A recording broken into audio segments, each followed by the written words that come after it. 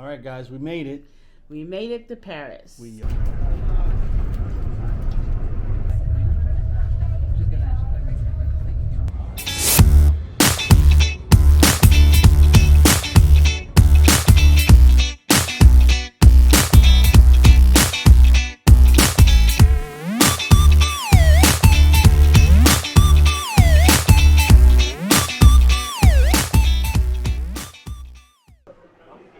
Hey guys, good morning. So it is early here. I guess we are still in London, but maybe we crossed over. We are at the St.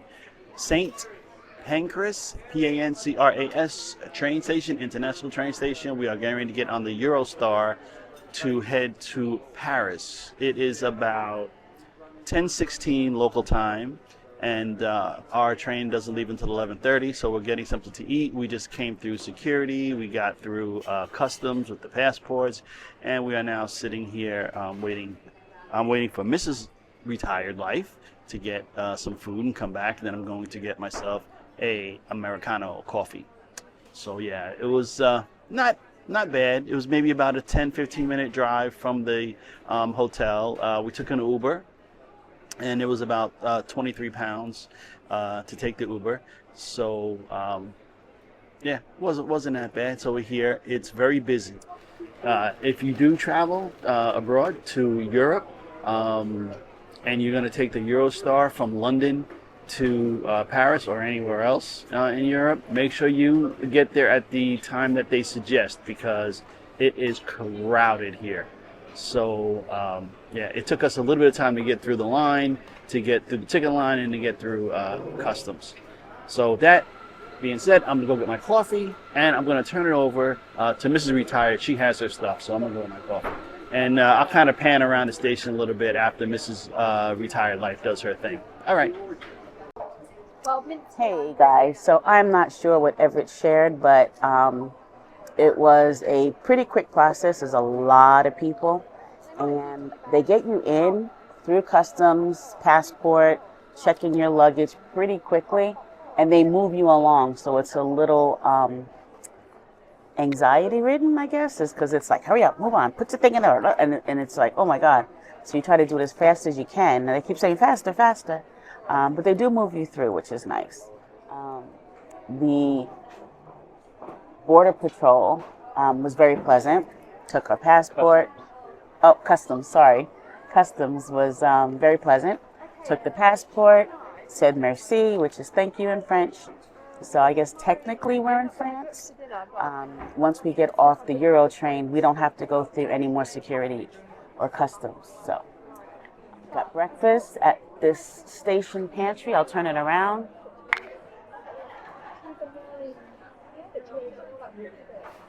If any of you have been in any major railroad station like Penn Station, that's really the only major one I've been in aside from in Canada.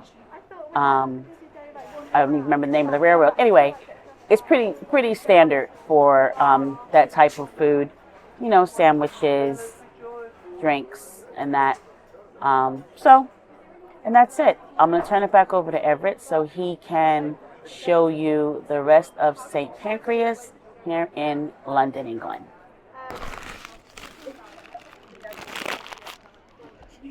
All right, so this is a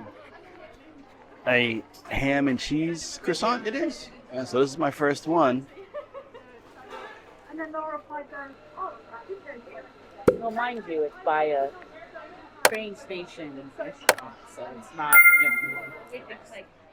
Yeah, I was going to say, this is, like airport food or train station. Yeah, so. I would imagine. But it's not bad. It's good. Oh, okay. So it is good. So here it is. That was for 2 croissants, coffee, and a Danish for 17 euros. Very good. All right. I'm going to eat now. All right.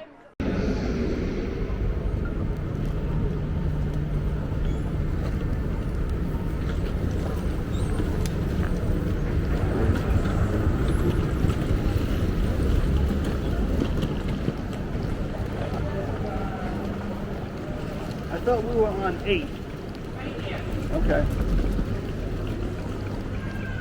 All right. I'll grab the bag. I'll put mine up and then actually push it closer and I'll grab it up.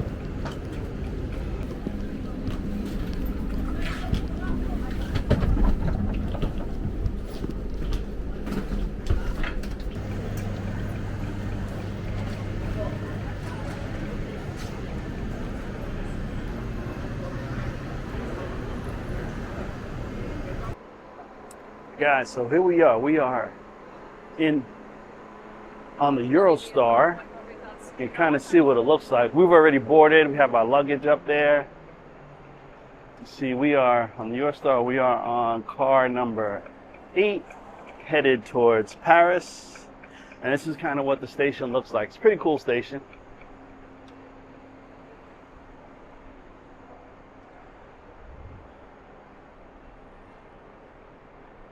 I guess that's the end of the line. So you see down there, they have the train stops.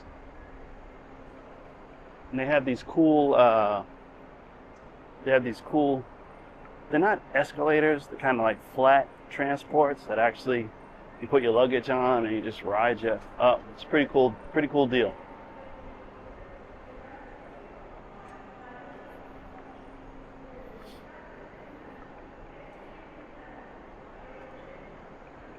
It says sign, I guess, to show you where the cars are. And there you are. All right, so you have it. So this is about a 3-hour train ride over to Paris. So I'm gonna get some sleep because we had to get up early. I didn't sleep well again last night. So I'll be on the train, get some sleep. Hopefully when we get there, we are going on a food tour and we're supposed to go see the Eiffel Tower all in one day. So we'll see if we have enough time. So this is how we're traveling, guys. She's all comfortable with her neck pillow. I'm gonna go to sleep. Yeah, I'm gonna take a nap. It's a 3-hour ride. So here we are. On our way to Paris. So excited. I will see you in Paris. On our way. Here are some fun facts about the Eurostar for any of you that travel through Europe. Eurostar is an exclusive high-speed train that links to Paris, London, Brussels, Amsterdam, and the rest of Europe at high speeds of 186 miles per hour. The Eurostar also runs trains on more routes between France, Belgium, the Netherlands, and Germany. All trains have modern, comfortable facilities, plenty of room for your luggage, and onboard food and beverage car. There are 3 comfort levels on the Eurostar. Eurostar Standard, Eurostar Plus, and the Eurostar Premier for business class people. It's a fast, easy way to get there. I do suggest that you buy your tickets online ahead of time because a lot of times it gets sold out. And the earlier you buy your tickets, generally the cheaper they are. About $70 to $80 per person if you're doing the standard. I also wanted to add that our particular train from London to Paris travels through a channel tunnel. This includes a section that runs underwater. Now you can't see it because it's dark, but that's exclusive to this particular train, which we found really interesting. The underground section is part of the world's longest underground sea tunnel, known as the Channel. That particular time in the tunnel takes about 20 minutes in all darkness.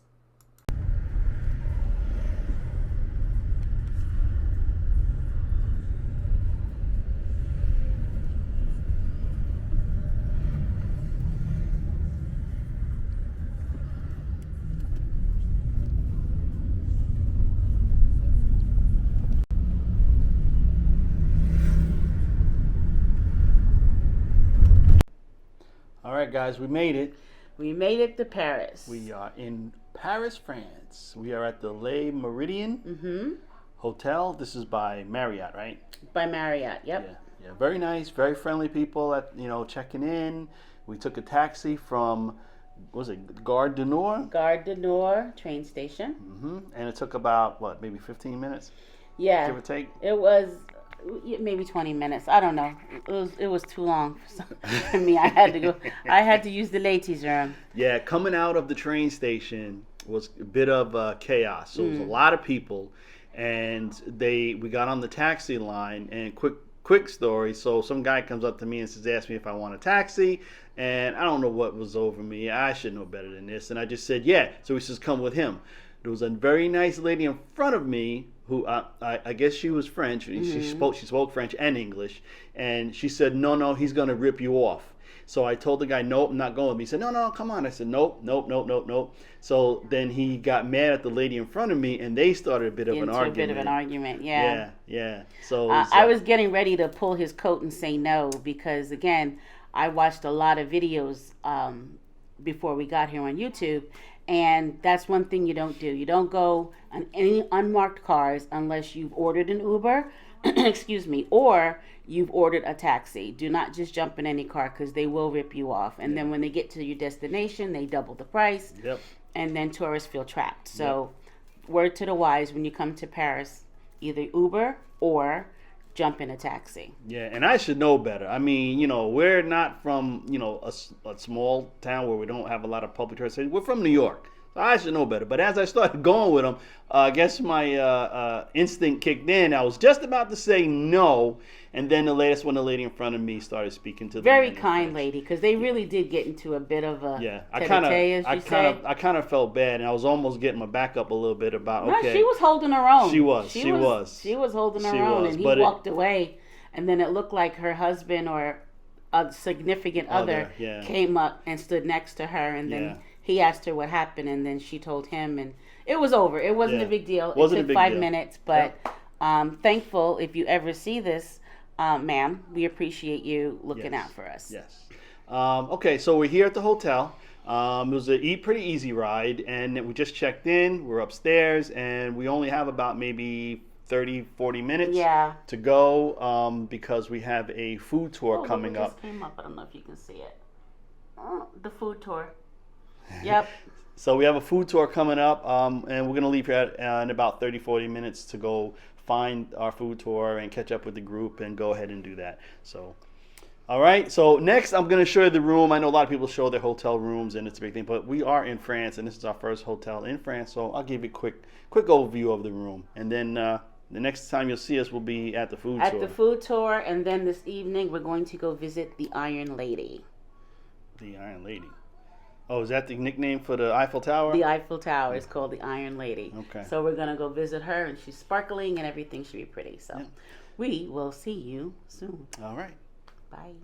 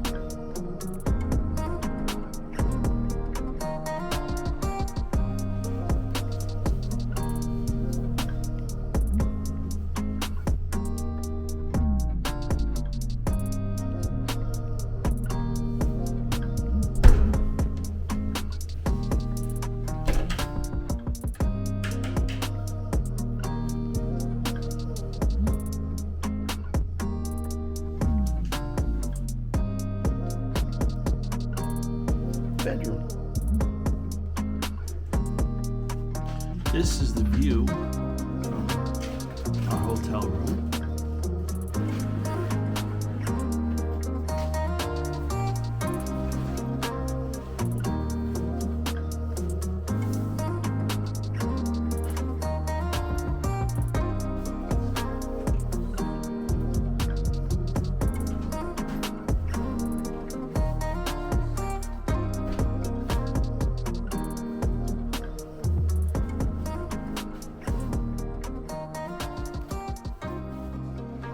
All right, guys, so like we just said, we are in the hotel, but before we go, I wanted to quickly show you guys. I'm sure most of you know, but when you travel to different countries from the U.S., their system of plugs and electrical systems are a little bit different. Most of the European countries use 220 and the U.S. uses 110. I'm not sure exactly which countries use 110 and which countries use 220, but we did buy adapters. So I have the Septix adapter, and it looks like this.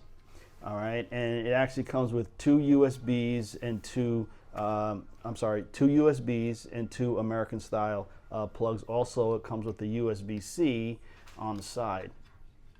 All right, so I just kind of researched what countries that we were visiting, and these have the adapters. I bought the kit that comes with a whole bunch of different adapters for a bunch of different countries. So we just left London. This was the London plug. All right, they're flat. They're flat, and it's 3 plugs, but it's completely different from the US 3 plug. We are here in France, and France uses the 2 round prongs and 1 hole in the middle because they will have a protruding plug that'll be coming out of the wall. Now with my Septix, all I have to do is push the little door back, slide this into the slots, slide it down until it clicks, it's in place, and then I can plug it into the wall. All right, so that's what I have. Dawn has a different style. Hers is, I don't know, who makes this one, Dawn? Do you remember? I don't remember. It's not written on there anywhere? No, I looked, maybe it's on the actual case itself. Yes, it is. And I did buy it excuse from me, Amazon. Sublimeware. Okay, so Dawn has a block, which is pretty cool because it's all in one. She doesn't really need to change out the different plugs like I do. Hers actually has 4 USBs, and then it has several plugs here. And what it has sliders. So when you slide it, it'll actually, that's an American plug, okay? And then you can slide it. You have to push the button on the side to put it back in. Okay. Push the button on this. There's a button on the side here, so to put it back, you push the button in and it slides back. And then to push out a different style plug, that one comes out. So this is the one that Dawn has, and she has the different plugs here, so she can plug in one of her devices or multiple devices, and charging up her phones and other things. She has the USB-C ports as well. All right, so that's just another style. Both of them come in a case. You see, Dawn's came in a case. It's kind of nice, small, compact. Mine comes with a little carry bag, a little bit larger, but still pretty cool. Just throw everything in here, zip it, pull it shut, and you're ready to go. Now I'll show you really quickly on mine. So I have the France plug-in, and you guys can see there it has the 2 round prongs and then a hole in the top. And I'll show you what they're.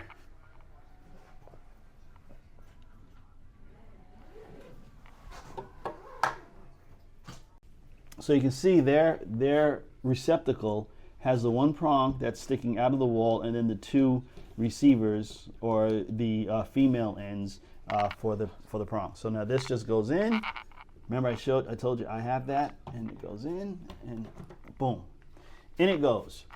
Now mine will tell me which one it's using. I don't know if you guys can see that in the camera, but it has a green light on the 110 and 220 for a 220 volt. Now I believe the green means it's a 110 volt, and if the 220 lit up green, that means it'd be running 220. But I'm not quite sure about that.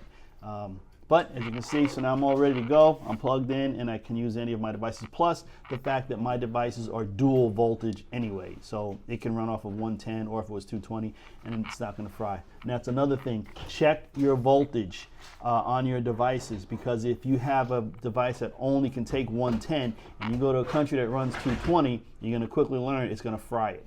And you'll be useless. You'll be out trying to buy another hair dryer or whatever you have. So just double check that. That should be in the instructions, or it should be actually on the device. All right, guys, that's it. Quickly about that, and we'll see you in a little bit. Now it's time for us to get to getting. Get to getting. See y'all. See you, everybody.